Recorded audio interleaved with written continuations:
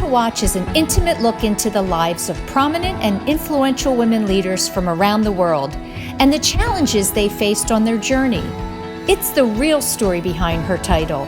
Join us every week to hear more stories about women from around the world and in your own communities at womentowatch.net.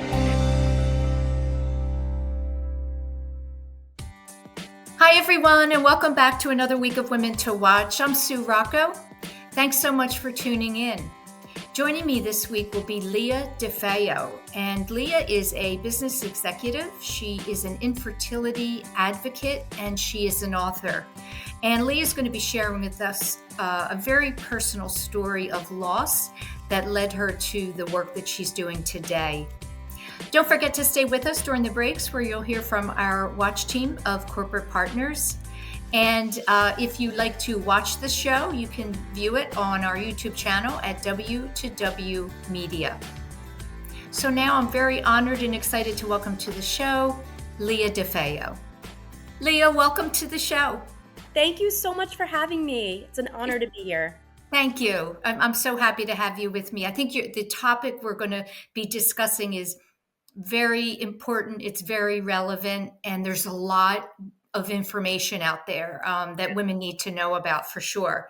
I want to give my audience a sense of you and where you came from, the little Lia, and what your dreams were back in the day. So tell me, what was it like to grow up in New York City? I grew up actually in a suburb of New York City, but Oh, okay. I loved the city and have such great memories of going in with my parents and with my family, and then with friends as I got older. But I grew up in a suburb in Nassau County, and I grew up in an Italian-American household, which was a big influence on my upbringing. And it was honestly kind of an idyllic community and town. It was a really lovely place to grow up. Yeah. Tell me a little, I know that your parents were immigrants.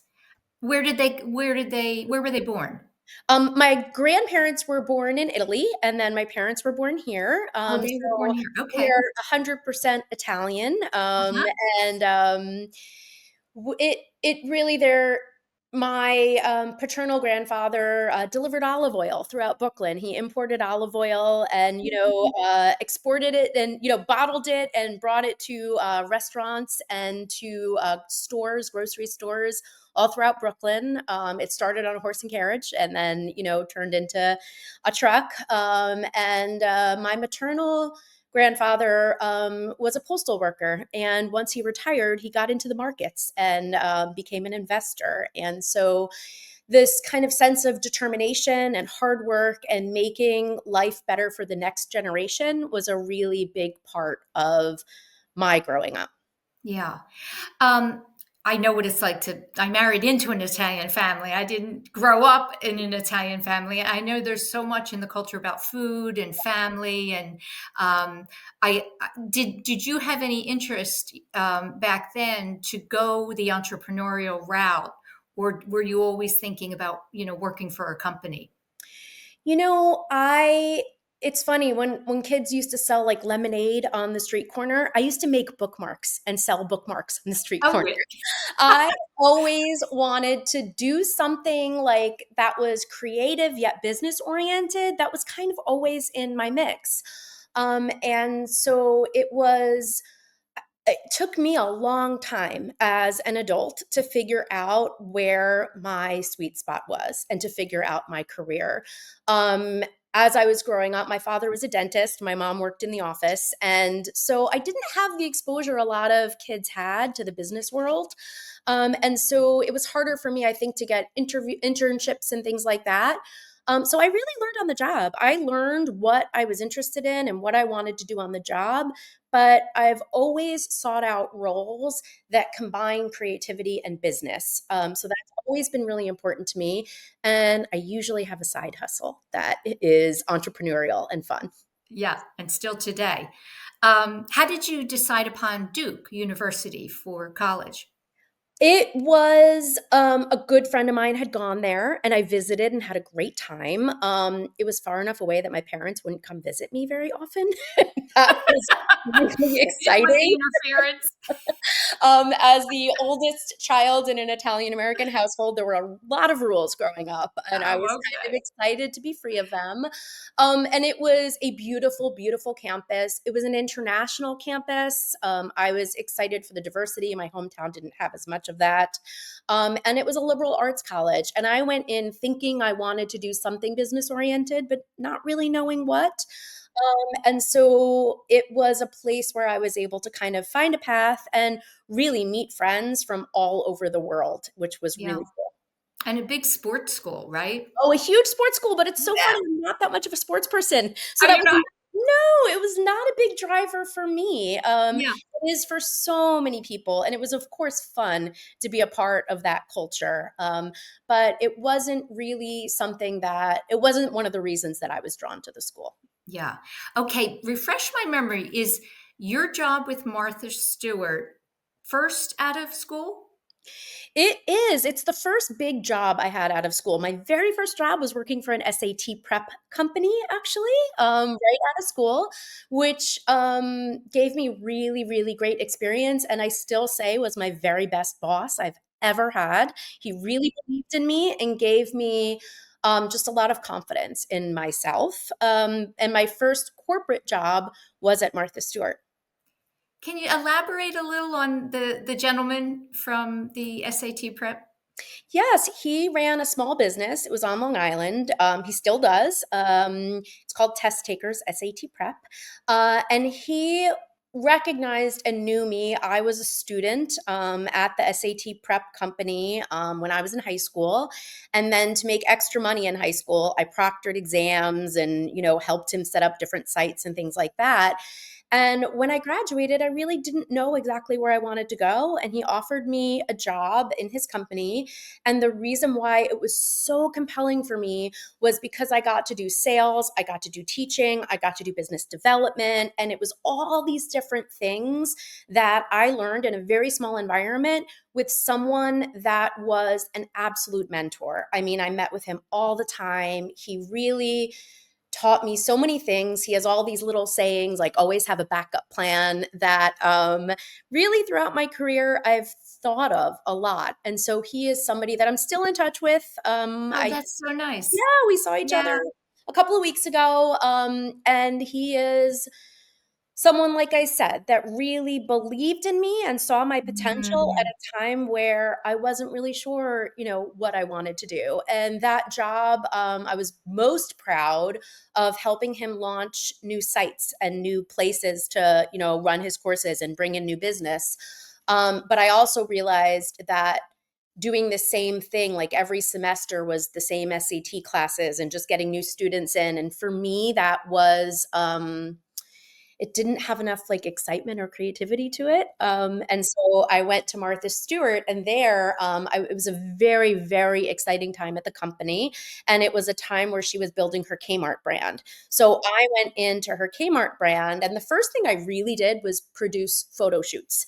And I think the reason they hired me was I said to the man who became my boss, another great boss, but I said to him, he said, you have to be really prepared. You can't forget anything in this job if you're on set. And I told him how when I was running the SAT courses, if I forgot the number two pencils, the entire day would fall to pieces. He's like, you're hired. Well, that my next question was, how did you get that job? Because I don't know, it's a big iconic brand, Yes. and it's always interesting to me how people get the opportunity. Did you know somebody? Did you open up the yellow pages and there was an ad, or not the yellow pages, the newspaper. So, well, tell me that. How did you Sure. go from the one job over to Martha Stewart? Through connections. And that Through a is really connection. how I have gotten almost all of the jobs in my career. It's through identifying, companies that I'm interested in and then finding a way in through somebody. That has really been what it has been always in my career. In this instance, my boyfriend at the time, his aunt was the head of human resources. And he said, let me introduce you to her. He did. And that one thing led to another. And, I think people like that can open the door for you. And once you're in, it's up to you, right? She certainly didn't get me the job, but I probably wouldn't have gotten the interview without her. So I have found that anytime I'm looking for jobs and trying to interview and, trying to find something, sending in a resume goes into a black hole. And you often need to have somebody to say, oh, take a look at this person, right? Vouch for you and really help you get the attention of the recruiters who are overwhelmed. It's so easy in theory for people to apply for jobs these days. They have a hard job to do to figure out, who's worth talking to and spending time Right. with. Just from looking on, on Yes. paper. Yeah, it's Yes. very hard. When I look at your career, Lia, you had very significant executive roles in iconic brands, notable brands, Martha Stewart, the Food Network, Getty Images, one of my favorite, Uncommon Goods. I love Yes. that company. I have a couple of questions. First, do you get to a certain point where you feel, okay, I've conquered this, I need to be challenged, and it's time to look elsewhere? Or within that kind of a brand uh, industry, are you pulled from companies? Do people seek you out for new projects? It's been a mix throughout my career, so it's been a little bit of both. But I will say that a lot of times, companies really just shift and react to market conditions, right? So, for Mhm. example, when I first started at Food Network, they were a huge television company and they had a website for recipes, but they didn't have any e commerce, they didn't have any products. And I came in to help them with e commerce and then later with consumer products. But by the time I left, they were looking to really clean up their balance sheet because they were looking to be sold, right? Eventually, they were bought by Discovery. And in that, when you look at the margins that are in television and television ad sales, and then you look at the margins for consumer products, ad sales looks a lot better on a balance sheet. So that was the kind of thing where, interest in what I was doing was declining. It wasn't, they weren't seeking new deals. They weren't doing new partnerships. They were kind of maintaining what was happening. Ultimately, they actually eliminated our department and decided no longer, they were no longer going to be doing consumer products. So there have been times where I've been let go, market changes. And there have been times where I have felt that things were not as exciting anymore. I left Martha when she went away, is what we say. She went away. And during that time, it was a very sit back and do your job. It wasn't a time for innovation. It wasn't a time for change. And um, I went on to a very different role. I went on to do consulting for a while with a big consulting company, and it was a great learning opportunity for me. But that was a time where it was getting a little bit kind of slow at that company, and that Yeah. wasn't exciting for me. Yeah. So you're right. Industries change, companies change. And I Yes. think fortunate for you, you seem to have been at the right place at the right time and then continually, presented with new opportunities. Yeah. Yes. Listen, we're going to go into our first break. And when we come back, I want to talk about a little bit about your personal journey and what has led you to become quite an advocate for infertility. Sounds great. Stay with us as we go into our first break for our watch team, and we'll be right back with Lia De Feo.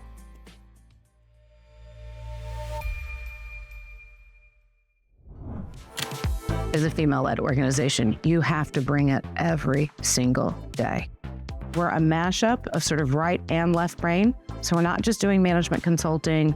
We're not just doing creative services. We're not just producing an event, but we're bringing a comprehensive solution to our clients. And because of the way we approach it, we end up being bought into what it is that we're doing in a way that we truly have as much skin in the game as our clients do, whether it's bringing affordable internet to communities across the Caribbean, or it's helping Comcast with their Internet Essentials program, which is something we've been very proud to work on, or it's helping the NFL celebrate their centennial season by getting 1 million people to give at least 100 minutes to causes they care about, or helping the city of Philadelphia win the World Cup. So what's next for us? Well, we just hit just over 100 employees. I think we are at that tipping point, and I don't think there's anybody that does it better than we do. I'm Maggie Wilkinson, CEO of Athena Global Advisors, a company that is proudly based in Philadelphia.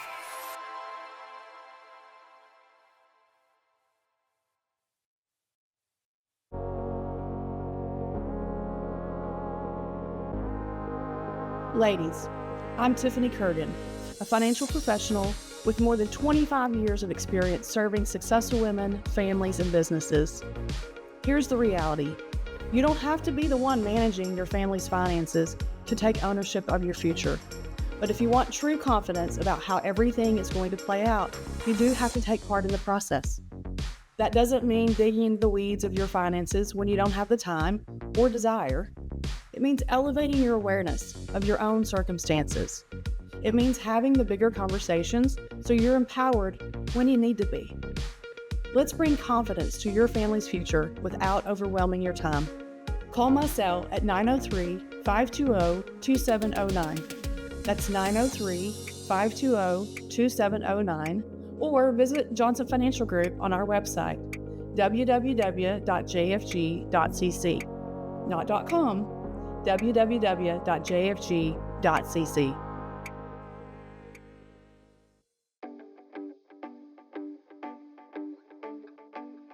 Hi, I'm Dawn Zier, CEO, Board Director, and Executive Mentor to Fortune 500 executives through my work at the Exco Group, a firm of experienced CEOs, board directors, and global business leaders who offer real-world experience to help organizations and senior executives grow. At some point early on in your life, you've likely been asked, what do you want to be when you grow up?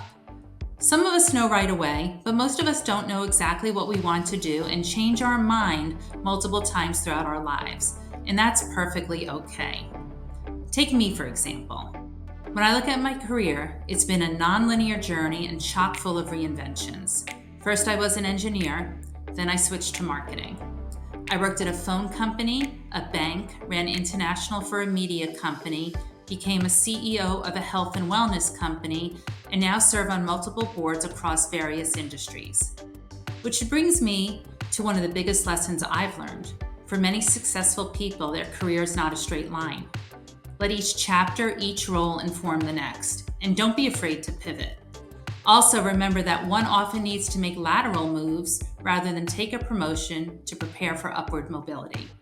No experience is wasted, and every position you find yourself in is an opportunity to learn, to figure out what you want to do, and perhaps even more importantly, what you don't want to do, and also to define where your true passion lies.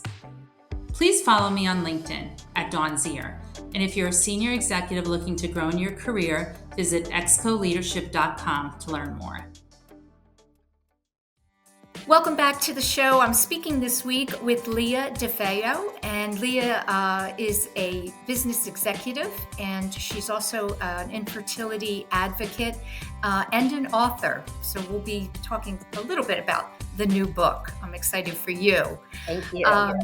So I wanted to start the second half of the show and have you share with our viewers certainly an incredibly difficult time in your life, most impactful, that has led you or pulled you away, I would say, from your executive roles with brand building into the field of infertility. So why don't we start with, the year that perhaps you were going through the infertility and then what proceeded after that? Sure. And it goes back to what we talked about, Susan, the growing up in an Italian-American family, always wanting to be a mother. Like motherhood and family is just such a part of what I know. And I always wanted to be a mom. And I got married to my husband kind of later in life. And we started trying to conceive, and it didn't work. And that kind of never struck me as it would be an issue. It just kind of felt like once you start having unprotected sex, you get pregnant, right? That's what you're It's told. time. It's going to happen. Yeah. That's what Right. happens. But that Right. didn't happen. Right. So, finding out why, what people don't know about infertility, it actually impacts, depends on who you ask. The World Health Organization says it's 1 in 6 people. The CDC says it's 1 in 5.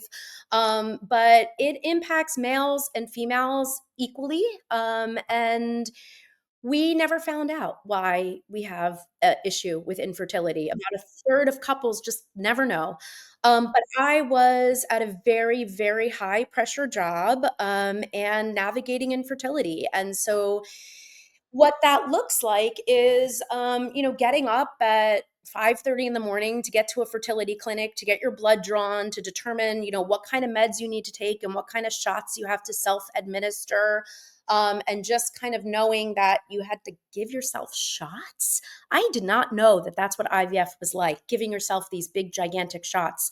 But navigating this as an executive was very challenging because I felt that it would interfere with my career if my boss knew that I was trying to become a mother.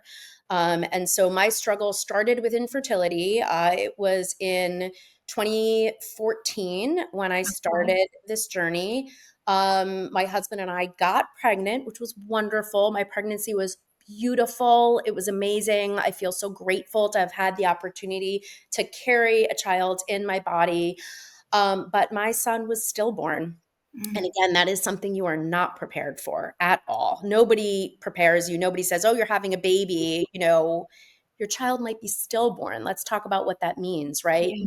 Whatever. I mean, we took all the classes on, what kind of, and we filled out our birth plan, right? And we had, I don't know, all the things you need when you're about to have a baby, but this was not one of them. So, our son was stillborn, and it was due to a uterine rupture that I had. So, Oh, it was a very goodness. scary, scary situation. Wow.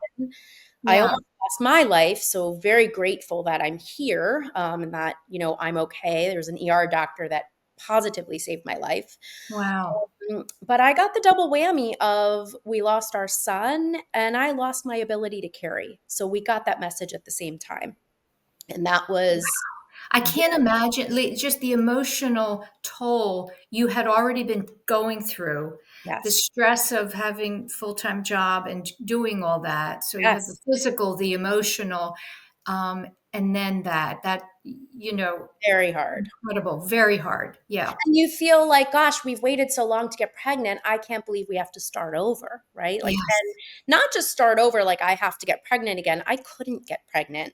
And so one of the things I found in my journey is having community, having people who have gone through something either the same or similar really helps you feel a lot less alone. And I was fortunate in that I knew women in my life who were cancer survivors and had their families through surrogacy. So I learned what surrogacy was about and how to do it. And we moved forward with the surrogacy journey. And again, we had to go through IVF again. And it's even more expensive these days, but it was an enormous financial drain, enormous. It took our savings account. We borrowed against our 401k. It was very, very stressful to go through surrogacy and infertility. At the time, there is very little coverage. Even today, there's only 19 states that mandate infertility coverage. But even in those states, like in New York, you have to be in a big company. Often it doesn't include the medication, which can be thousands of dollars for every round. Usually it's more than one round. So the finances are really overwhelming. And you combine that with the emotions that are really challenging. And we were matched with a family in Kentucky, a wonderful, wonderful woman. And long story short, our daughter was born with an incurable heart condition and she passed away. So this was now our second loss and just so unbelievably devastating. You think, why does this happen to me? Right? Right. You must have been asked why. Yeah. Why? I had a very supportive boss who knew that we were expecting, but he had said to me, let's just not tell other people. It's just not, we don't need to yet. And he was protecting me and kind of in saying that to me. And so when we were called down to Kentucky to navigate her health, I was out of the office on a personal emergency for a few weeks. And I got back to the office and very few people actually knew what happened. So here I am, again, grieving this horrible loss and being very kind of disconnected at the office from what happened. And some of the Having people to I was pretend. You were having to pretend pretending. there was a Yeah, family that's not good. emergency. And, again, I was in a very senior role. I was leading an initiative that was incredibly important to the board of directors. And so saying, I had a child and the child, didn't make it, like it just didn't seem the right thing to say, especially, where a lot of people just didn't know what was going on. So again, navigating that. And then long story short, the company I was at incredibly had a surrogacy benefit and IVF benefit. And I thought we were done. I thought this was it. We just have to accept life and it's different. And for people who seek treatment, 65% give birth, but there's a big percentage of people that really want to have children that cannot. And I think that's another thing that's not talked about, how you kind of survive and thrive in a life that isn't what you envisioned. But my husband is really amazing and said, I think we should try to figure this out. We've got this coverage with your work. Let's figure it out. And we were blessed with a surrogacy agency that waived their fees, a fertility clinic that worked with us, and we were able to try again. And we were matched with a surrogate in Utah, and we welcomed our daughter, Carolina, in 2019. She's 6.5. So it has a happy ending, but it was a very, very challenging time. And it really taught me so much about just having empathy in the workplace. You never know what people are going through. Can I ask you, Lia, when you look back at that time, do you think it was the right thing to do to keep it secret? I almost feel as if why should we have to keep private something that is so part of human nature and life? I think the sad part about corporate America is it is still, quite frankly, very male dominated. And I think when you're navigating issues that will cause you to change as a person and that you now are responsible for another life, you now have, you juggle things outside of work. Maybe you're not going to be as open to going to those events at night or, traveling as much as you used to. As a woman who was married but didn't have, young children, I was kind of able to say yes to everything at work.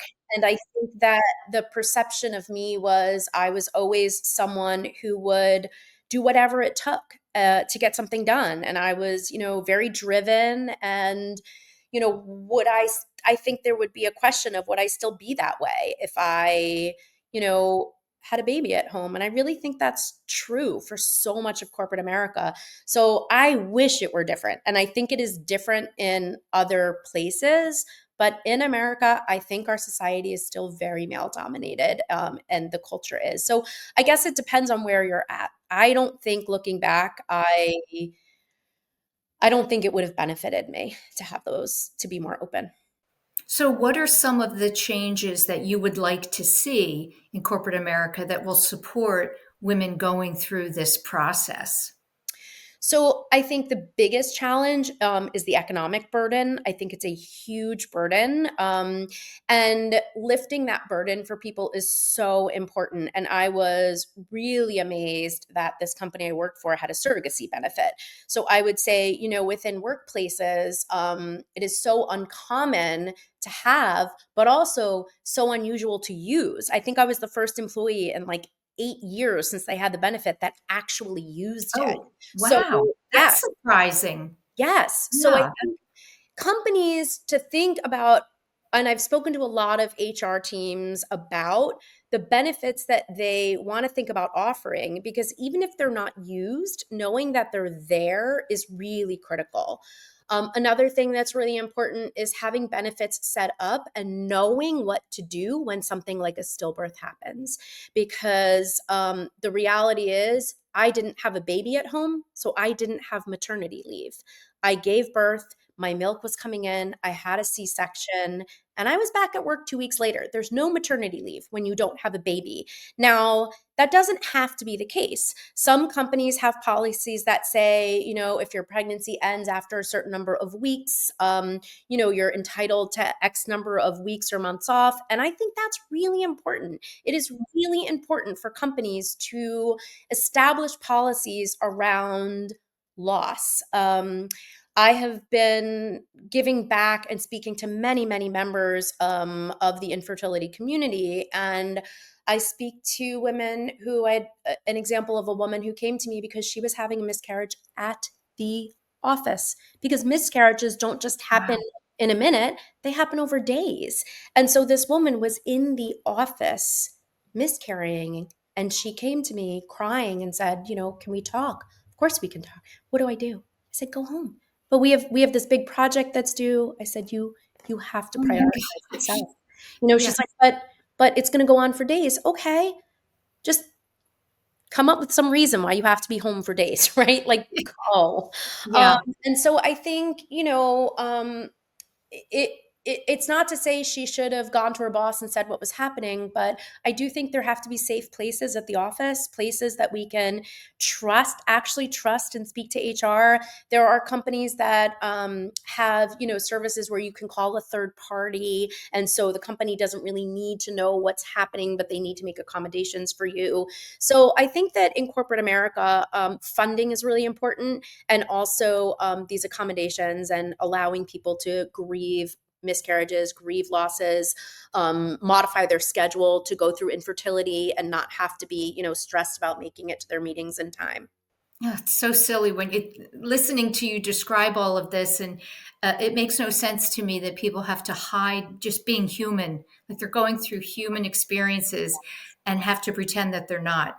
Yes. What are you seeing from a legislative standpoint? I know that you're involved in that. So what are you seeing? What are you hopeful for that'll help with this? It has been such a fascinating time. Obviously, last year was an election year. And so this was actually, IVF, infertility. It was a huge element of the election. And right now, funny enough, just yesterday, Trump actually signed an executive order for his team to come up with a policy recommendation for how to expand IVF access and make it more affordable. And this is something that has been important for a very long time. I went down to DC in June of last year with Resolve. They're the National Infertility Alliance. They're wonderful. And they've been doing a lot of advocacy work, partnering, with politicians they really help tell individuals' stories of why, these things are important. And there was a bill put forward that actually failed in June, failed in September. And the opposition for it was from the Republican Party exclusively.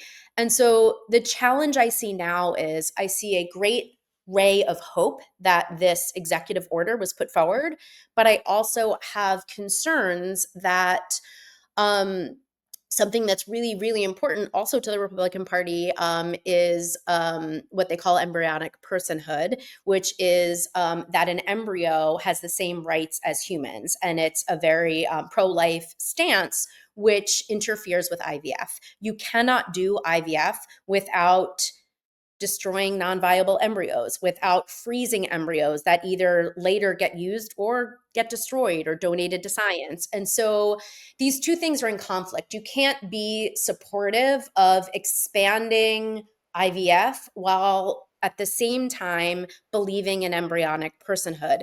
So I'm really interested to see what these recommendations are going to be, because there can be recommendations that say, oh, the government's going to fund all of it, right? It's all going to be free. But if providers can't actually do their job, then that doesn't mean anything. And we actually saw that happen just last year in Alabama. the Supreme Court ruled that embryos were humans, and all clinics had to shut down. And they were in the middle of treating patients that had waited for months and even years and were paying so much money to go through their cycles, and it was just on hold. So I am encouraged that this is a part of our conversation. I think that's great. And I'm really hopeful, but I'm also a little bit just nervous about, how it'll all play out. I think we're all nervous in general about where things on multiple levels are headed. Yes. It's really, an uncertain time. It is. Tell me, you decided to write a book Yes. about your journey, and what do you hope that most readers will take away from it? Resilience and not feeling alone. So the book is called Fly Bravely. That's also a Substack. I write a Substack every week. It's Fly Bravely. And it is about my journey to welcoming my daughter through all of these challenges and all of these, challenging times, and how you keep going. How do you keep going? How do you maintain, that positivity and just keep going when you feel like everything is lost? And so I also want people really to feel that they're not alone. I know when people go through infertility, they go through it looking at all of their friends who have families, who are having babies, and there's this syndrome, I'm forgetting the name of it now, but it's like a psychological phenomenon when you really, really want something and then you start to see that thing all over the time, all over the place. So when I really, really wanted to be pregnant, I swear I walk out of my apartment and see a pregnant woman, see someone pushing a stroller, get on the subway and there's like a pregnant belly in front of me. And it's hard to live your life when you think you're the only one that can't get pregnant or that had a stillbirth or that, has to do surrogacy because they can't carry themselves. So I hope that other people see themselves in my story and that it gives them hope. What do you attribute your resilience to? I mean, you went through a lot and over an extended period of time, right? A lot of it was about support, community, and connections. I sought counseling. My husband and I went to grief counseling. I don't think we could have gotten through it as a couple without that. Women and men grieve very differently, and we needed to openly communicate about, what we were dealing with. Finding community with others that were going through it. That was really important to me. And I made sure that when I was at my lowest points, I tried to find positivity in every day. So one of the things I did, like I said, I'm a mix of creative and business, but photography has always been something I just really enjoy as a hobby. And I went through a period of time where I forced myself to take a picture every day of something beautiful, because that would make me seek out a beautiful moment in every day. And some days I would get home and feel like I just had, it was not a good day and nothing was beautiful. And I remember one of those days I took like a really close up macro shot of like the leaves of the cactus, and it just looked really cool. It was like this really cool abstract image. And there was something about just the positivity of creating something that was beautiful, Mhm. that was helpful for me. Yeah. So That's a great piece of advice. yeah, I mean, for two reasons. First of all, when you're doing something creative, it takes you out of it kind of the now space. And that forced you to, there always is something beautiful. I mean, if that you hear people who've gone through horrible, horrific tragedies and they say, look for the good because Mhm. it's there. Yes. And that's an actionable thing you can do. Yes, yes. And also, I started looking at coincidences that happened, and synchronicities in my life. A story for another day, but the way I met my husband was very synchronous. It was like very unusual, very unexpected. And I think I just continue to look for moments that seem unexpected. I was having a tough day the other day and I looked down at the ground. There were 2 pennies and I picked them up, and they were the years that we lost our 2 kids. And I was like, wow, Wow. like that's Wow. right. And Yeah, normally I would, like, before I went through all of this, I would have seen 2 pennies on the ground and just kept walking, right? Two yeah. pennies, whatever. But there's this part of me that's like, those were put in my path for a reason. And they had our kids' dates on them. And I was like, wow, okay, thanks. I need it, Wow. you know? Yeah. So, There are no coincidences, right? right. Yeah. They It's not an overly religious book, but there's a book called When God Winks at You, and it is about this. And somebody gifted it to me, and I read it, and it really changed the way I looked at, like, instead of missing the subway and being like, oh, I'm going to be late and miss the subway. I was like, who am I supposed to speak to now?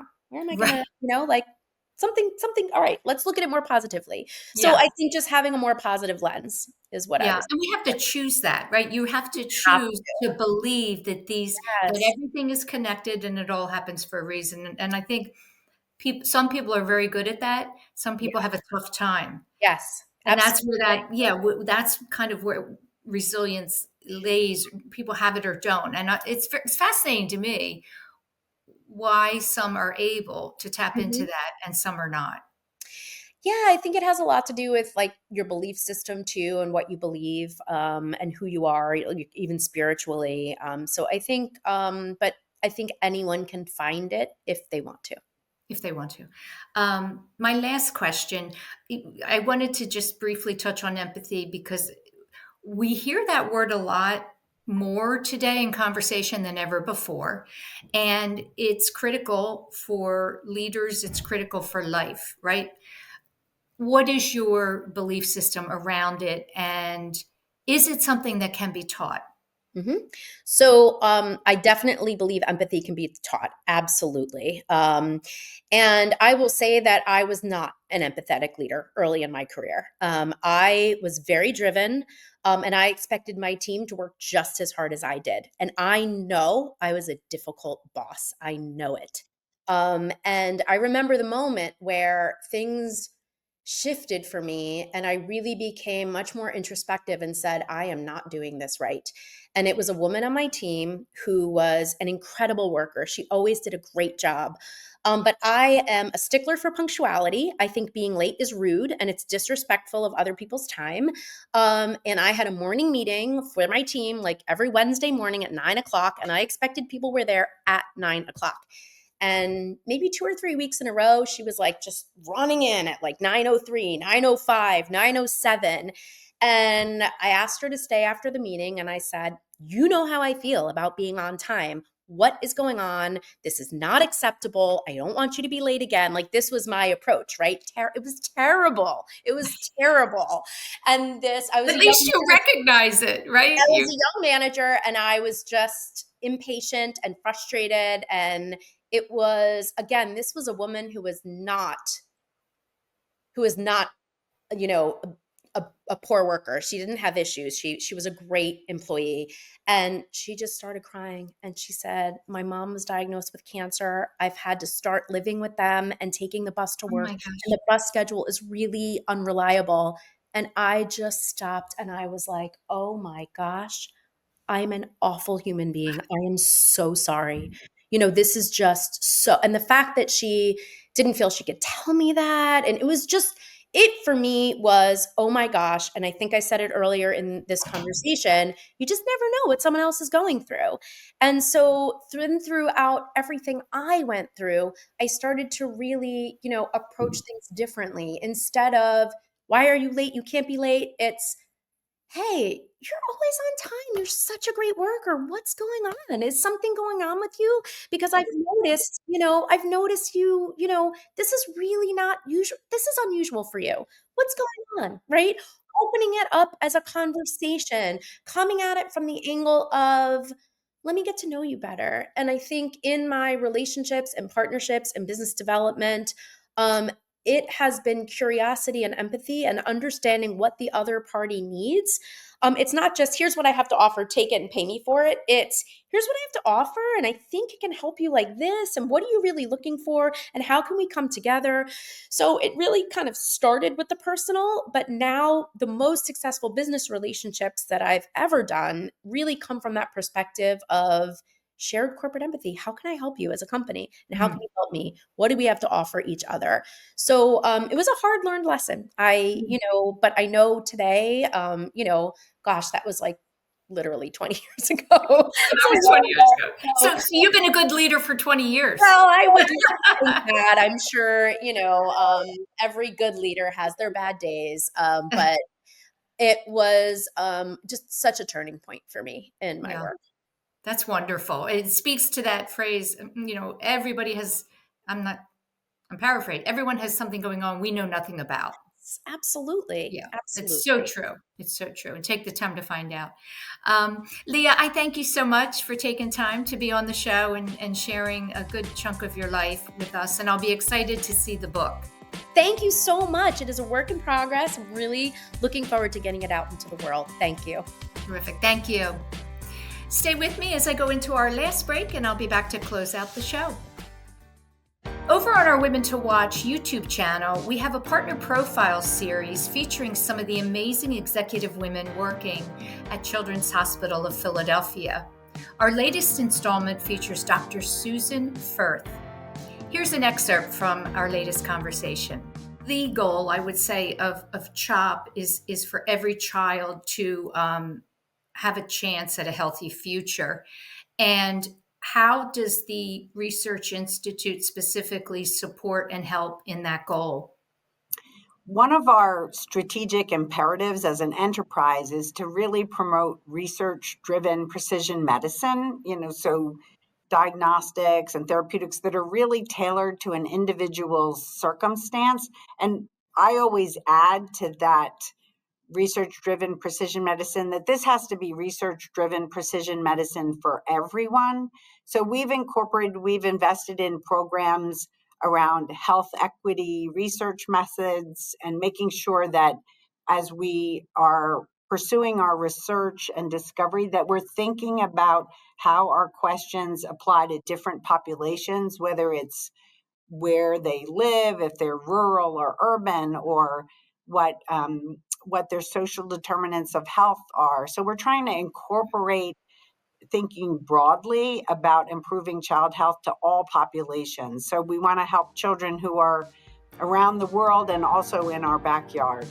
To learn more about Dr. Susan Firth, head over to our Women to Watch YouTube channel for the full interview.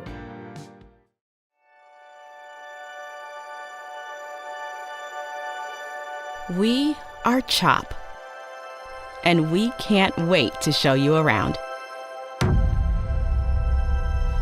We're the nation's first children's hospital. Now, a care network with more than 50 locations that continues to expand. 3 state-of-the-art research buildings with 1.5 million square feet of space. We have grown from 12 beds 165 years ago to nearly 600 beds and one of the best children's hospitals in the world. We have a level 1 trauma center, 11 floors of patient units, more than 20 operating rooms, first of its kind delivery unit for babies with birth defects, a separate cardiac operative and catheterization suite, and places to learn, like our internationally recognized simulation center. We have trained generations of leaders in the field of pediatrics. We are world leaders in medicine, surgery, and science. One of the top recipients in NIH funding for pediatric research. In this building, pioneers in CAR T therapy, mitochondrial disease, brain tumors, hyperinsulinism, and other rare diseases. Here, groundbreaking work in fetal surgery, genetics and genomics, and neurology. In our newest building, leaders in social determinants of health, clinical informatics and epidemiology, autism, trauma and injury prevention. Our patients come from every state and 115 countries.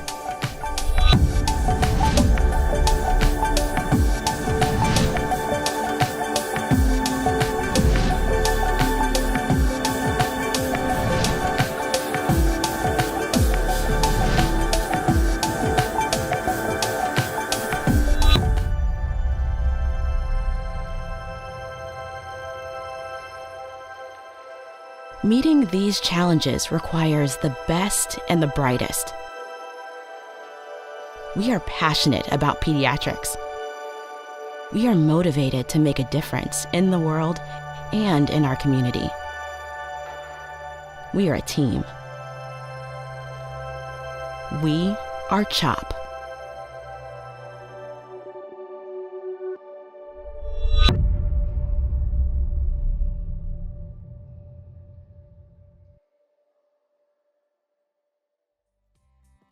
That's it, everyone, for another week of Women to Watch. Thank you so much for being with me.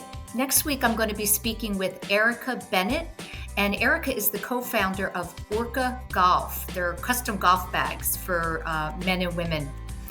Thank you, as always, to our sponsors for helping me to bring you the show each and every week, and I'll see you next week.